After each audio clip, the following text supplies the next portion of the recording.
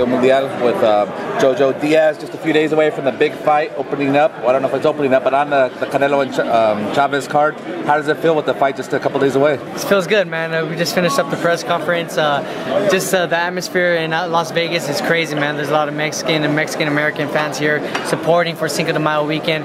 I just can't wait to go out there and perform Saturday night. I know I got a tough opponent ahead of me, but we're ready for whatever he brings to the table. They say this card sold out like in 10 days. I mean, it's going to be packed, and there's people with closed circuit tickets as well. Will this be the biggest event that you've been part of?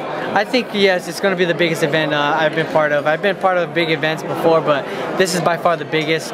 Due to there's two Mexican fighters fighting on Cinco de Mayo weekend, there's going to be millions of people watching and thousands in attendance. So this is the biggest fight by far, but I'm not letting any of that get to me. I'm just going to go out there. Once I'm in the ring, I'm going to focus on my opponent and just do what I do best. What do you think of Tino Avila? I interviewed him, and he said that when they offered the fight, he's like, that's the exact fight I want as you, which is good when someone wants to step in the ring with you. What do you think? He has a lot of confidence, and what do you think of him as a fighter? I mean, I'm very happy that he said that he wanted to fight me, man, because at the end of the day, I want to fight the best as well. I wanted to fight the best. The roster that Golden Boy has, Abraham Lopez, Julian Ramirez, Manuel, whoever they brought to the table, Ronnie Rios, I wanted to fight them, man, and they brought me Manuel. He's a very tough fighter. There's a lot at stake for us. He's undefeated as well. Whoever wins this fight could be the next big thing for Golden Boy at 126 pounds. So I'm just going to go out there. I trained very hard, man, for this fight. I had a 10-week training camp.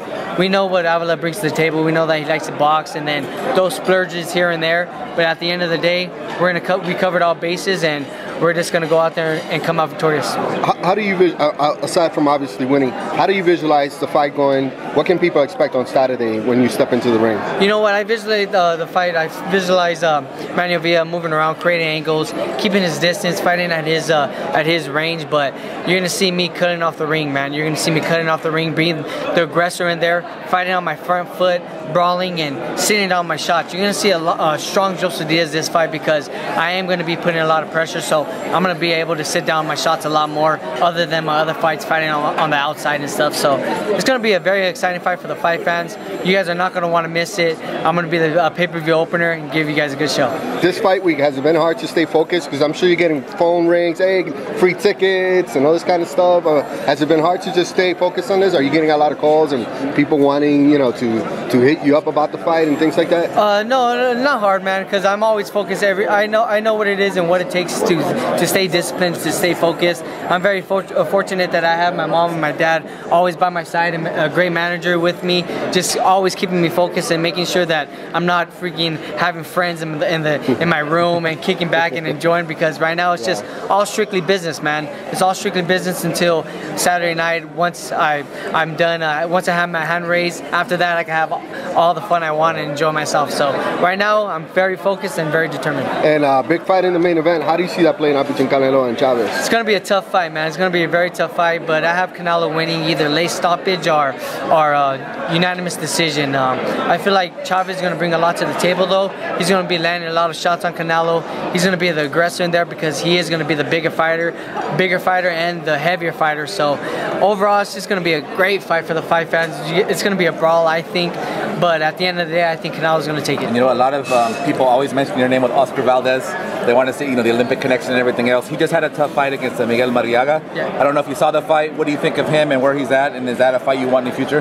Yeah, I seen that fight, and that guy was no joke, man. I seen him fight. I seen his opponent fight against Nicholas Walters, and I knew that he wasn't no joke going into the fight with Oscar Valdez. But Oscar Valdez passed his test, came out victorious. He dropped his guy. He showed a lot of heart and a lot of discipline. Kept going, fighting throughout all the entire fight. Fought 12 rounds hard and came out victorious, and that's why he's the champion to date. But right now I'm ranked #1 in the WBO.